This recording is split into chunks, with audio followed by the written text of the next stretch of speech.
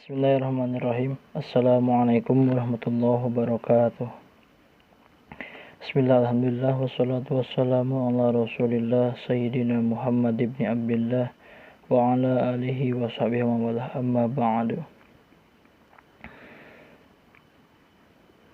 Faqala Allah Ta'ala fil Qur'anil Karim, a'udzu billahi minasyaitonir rajim. Bismillahirrahmanirrahim. Yarfa'illahu alladhina amanu minkum walladhina utul ilma darajah. Sadaqallahul adzim. Pertama, mari kita panjatkan puja syukur kehadirat Allah yang maha kupur, yang mana beliau zat yang maha sempurna telah memberikan kita nikmat yang begitu banyak, sehingga pada hari ini, detik ini, hari ini kita masih bisa diberikan kesehatan, dan semoga senantiasa kita dijauhkan dari mara bahaya, dari semua wabah penyakit yang ada. Semoga kita bisa termasuk sebagai umat yang senantiasa taat, patuh ibadah kepada Allah Subhanahu wa taala. Shalawat salam semoga senantiasa tercurah limpahkan pada baginda alam, yakni habibana wa nabiyana wa rasulana Muhammad sallallahu alaihi wasallam. Tak lupa pada keluarganya, pada para sahabat tabi'in, tabi'at muslimin muslimat. Semoga sampai pada kita semua selaku umatnya, amin ya Allah ya rabbal alamin. Di sini saya mempunyai sebuah tugas untuk membuat sebuah pidato. Ya, memang saya sendiri bukan seorang ahli pidato, saya sendiri bukan seorang ahli ceramah, namun ini untuk memenuhi sebuah tugas saya tentang karakter dan sifat anak didik. Nah, gitu. Jadi memang dalam dunia pendidikan pasti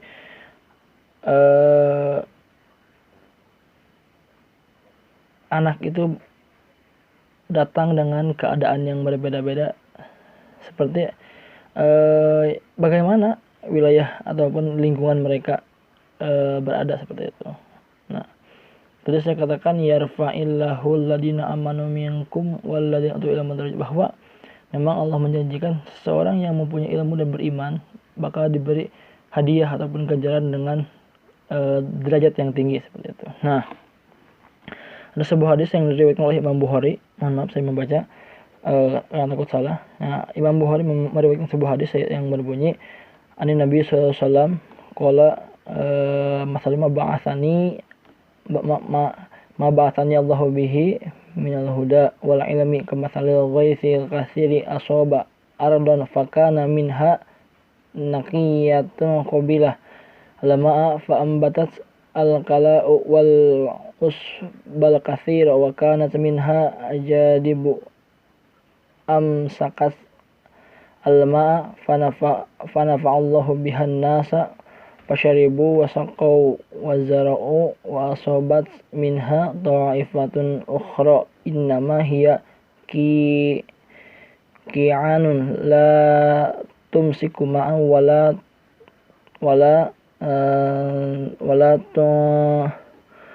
tu'bitu kalla in fadhalika mathalu ma faquha fi dinillahi wa nafa'ahu ma ba'athani Allahu bihi fa'alima wa 'alama wa mathala man lam yarfa' bidzalika ra'sa wa lam yaqbal hudallahi alladhi ursiltu bihi.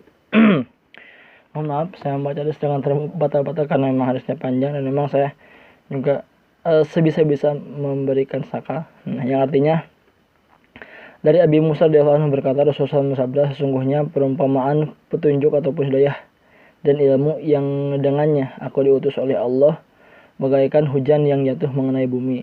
Di antaranya ada bumi yang subur, ia dapat menerima air, kemudian menumbuhkan tumbuh-tumbuhan dan rumput yang lebat.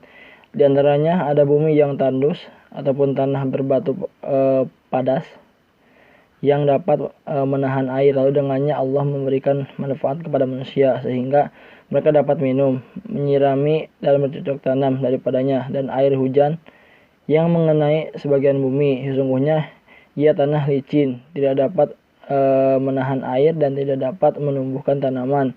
Demikian itu perumpamaan orang yang mengkaji agama Allah dan bermanfaat apa yang aku diutus dengannya. Ia mengetahui dan mengajarkan kepada orang lain dan perempuan orang tidak peduli, tidak mampu mengambil manfaat apa yang aku diutus dengannya, dan tidak menerima petunjuk Allah yang aku diutus dengannya. Hadis riwayat Bukhari ataupun muttafaq alaih. Nah, jadi Rasul membuat perumpamaan yang indah dari hadis yang tadi ya, tentang ilmu dan petunjuk yang diberikan oleh Allah kepada manusia yang bagaikan hujan seperti itu. Nah, jadi dari hadis di atas tadi ada 3 karakteristik seseorang. Ada bagaikan bumi yang subur dalam menerima ilmu tersebut, ada bumi yang tandus, dan ada juga bumi yang licin ataupun mendatar. Nah, maksudnya seperti ini. Karakter seorang anak dalam belajar itu ada 3. Yang pertama yang bagaikan bumi yang subur. Dalam arti anak menerima ilmu, terus si anak tersebut langsung bisa menerima, menyerap, dan menumbuhkan. Jadi ini contoh,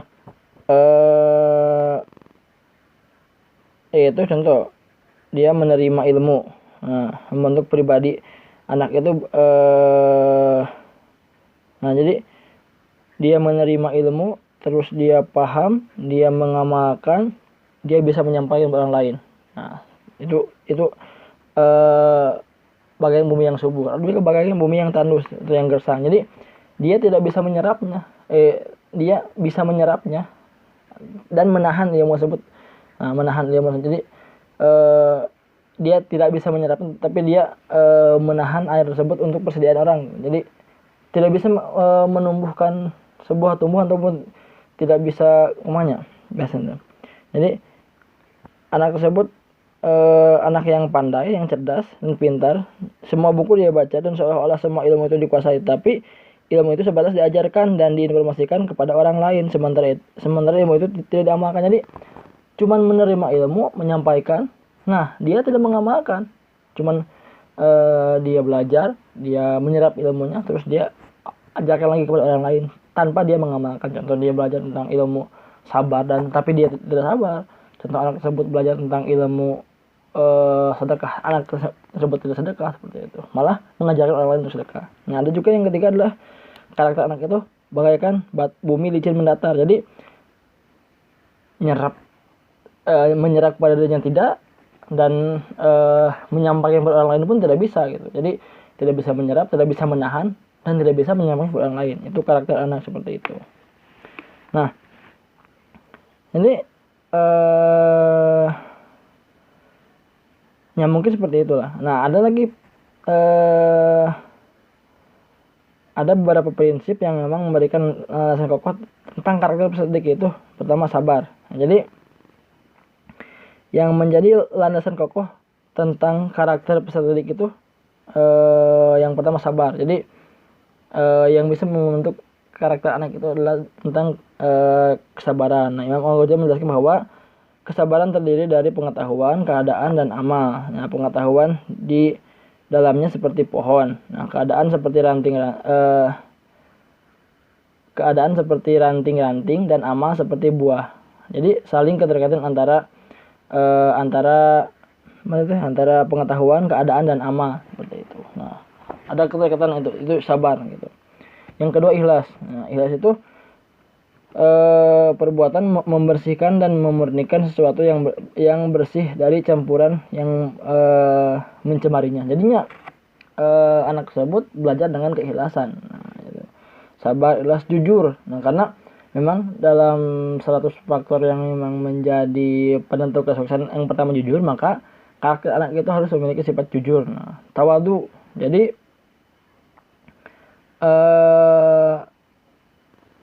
mengakui kebenaran dari orang lain dan rujuk dari kesalahan kepada kebenaran. Jadi murid harus bersikap tawadu terhadap ilmu dan guru, karena hanya dengan sikap tawadu itulah ilmu dapat tercapai. Jadinya seorang pelajar itu harus mempunyai sifat tawadu seperti itu. Lalu qanaah. Jadi qanaah itu adalah menerima cukup. Nah, tapi dalam artian seperti ini. Cukup merupakan kekayaan yang sebenarnya. Nah, kalau kita orang yang mudah bersyukur, kita punya harta ataupun punya kekayaan sebanyak apapun, kita bakal mensyukurinya gitu. Oh alhamdulillah, ini mungkin rezeki yang Allah berikan kepada kita ataupun bagaimana. Itu orang yang qanaah gitu. Karena orang yang qanaah itu tidak akan berpikir macam-macam, tidak akan beranggapan bahwa hari ini kita mendapatkan uang sebanyak ini, kita diberi bakal orang tua seperti ini, tidak akan beranggapan bahwa wah berarti Allah tenyahan ataupun Allah tidak sayang kepada kita karena hari ini saya cuma mendapat uang segini. Tidak seperti itu. Tolerannya, seorang memang sikap toleran harus ada dalam diri anak. Kenapa harus demikian? Karena kita semua hargai perbedaan. Karena sama umat yang memang manusia, kita harus memiliki sifat sosial, sifat toleran gitu. Karena perbedaan itu indah gitu. Nah, karena Allah menciptakan kita semua itu berbeda-beda, berpasang-pasangan. Nah, ada yang pintar, ada yang kurang pintar, ada yang rajin, ada yang malas. Itu Allah ciptakan sengaja seperti itu untuk berbeda-beda tersebut, karena itu merupakan sebuah cara agar kita saling kenal mengenal gitu. Terus taat. Nah, gitu. Nah, Imam Syafi'i berkata, aku mengadukan masalahku kepada guruku bernama Waki karena kesulitan dalam mendapatkan ilmu ataupun sulit menghafal. Guruku menasihatiku agar menjauhi perbuatan maksiat. Nah, selanjutnya guruku mengatakan bahwa ilmu itu cahaya dan cahaya Allah itu tidak akan diberikan kepada orang yang berbuat maksiat. Ungkapan Imam Syafi'i itu mengisyaratkan bahwa ilmu itu hakikatnya cahaya dari Allah dan hal itu hanya diberikan kepada orang hambanya yang taat. Jadi memang kita kalau ingin mendapatkan ilmu dari Allah, entah itu ilmu apa, semua ilmu milik Allah. Entah itu fisika, kimia, bahkan agama sekalian itu milik Allah. Nah, tidak ada satupun ilmu yang bukan merupakan milik Allah. Nah, sehingga kita harus bisa taat kepada Allah gitu. Allah tidak akan memberikan ilmu kepada orang yang tidak akan memberikan kemudahan ilmu kepada orang yang sering berbuat maksiat. Karena kalau kita ingin mendapatkan ilmu, maka jauhi berbuat maksiat. Nah, taat kepada Allah, tawakal, berserah diri. Nah, jadi kalau kita dalam beribadah kepada Allah harus contoh ini, doa, usaha, ikhtiar, tawakal. Pertama kita berdoa. Sebelum mengajarkan sesuatu kita berdoa dulu, lalu kita berikhtiar. Berusaha, berikhtiar. Nah, setelah doa, usaha, ikhtiar, pasrah kepada Allah, tawakal. Karena kita berdoa sudah, berikhtiar sudah, usaha sudah, tinggal tawakal. Jadi kalau kita ingin pintar, doa sebelum belajar, lalu kita belajar membaca, ikhtiar kita bagaimana dengan belajar, dengan membaca ataupun bagaimana. Nah, terakhir kita pasrah kepada Allah dengan cara tawakal. Nah, gitu. Khauf dan roja, kita harus merasa takut kepada Allah, takut bahwa kita takut capek belajar tapi tidak banyak sebuah ibadah gitu. Nah, capek kita mencari ilmu tapi takut Allah tidak memberikan keberkahan pada ilmu kita. Nah, terakhir roja itu adalah kita berharap semoga dengan susah payah kita belajar Allah memberikan kita kemudahan. Nah, 9 aspek tadi, 9 prinsip tadi, sabar, ikhlas, jujur, tawadu, qanaah, toleran, taat, tawakal, khauf dan roja itu harus dimiliki oleh seorang pelajar. Nah, untuk membentuk sebuah karakter. Nah, sifat yang tadi itu untuk membentuk sebuah karakter seseorang agar menjadi seorang siswa yang memang ataupun seorang pelajar yang memang menjadi seorang yang sempurna sebagai seorang peserta didik. Nah, ada 2 faktor yang memang mempengaruhi terbentuknya karakter. Yang pertama faktor internal dan faktor eksternal ataupun faktor lingkungan. Faktor internalnya memang fleksibilitas ataupun kelenturan sifat peserta didik tersebut dari segi fisiologis ya, ataupun yaitu hasil dari hakikat jaringan urat syaraf dengan sel-sel otak. Nah, yang kedua faktor lingkungan ya, lingkungan sekitar gitu, untuk mempengaruhi karakter kita bagaimana seperti itu. Jadinya untuk terbentuknya peserta didik itu yang baik perlu dibangun suatu lingkungan yang baik seperti itu. Jadi untuk mencapai kesempurnaan ataupun tercapainya pendidikan adalah harus berada di lingkungan yang sesuai seperti itu. Mungkin cukup sekian saya, semoga ada manfaatnya. Mohon maaf. banyak perkataan yang kurang sesuai, banyak kata-kata yang kurang enak didengar. Semoga bisa dimaklumi. Cukup sekian. Bila taufiq wal hidayah. Wassalamualaikum warahmatullahi wabarakatuh.